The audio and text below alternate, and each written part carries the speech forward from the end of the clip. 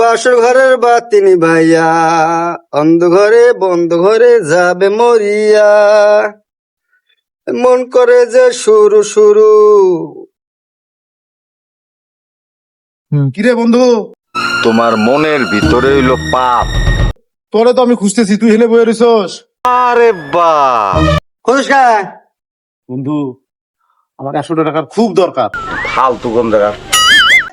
3 দিন থেকে আমি বসে আছি, টিয়া পয়সা আমাদের না আগেও টিয়া পয়সা চাই না যা। নাই তোর তুমি কি কইতাছো ফাউলের মতো? কাছে টাকা টাকা নাই? শেষ নাই। আচ্ছা কি ঠিক আছে, আমি ভাবিরে যা কয়ে দিতেছি। কি কবি? হাই হাই, তাইলে এখন উপায়? যাই, ওই যে সেদিন যে সকিনারে নিয়ে রেস্টুরেন্টে গেছিলি, এটা আমি ভাবির কত টাকা মাথা নষ্ট। বিল দিছস না? আমি যাই, ভাবিরে যা কইতেছি। এই হন হন তো কিছুই বুঝতাম পারতেছি না।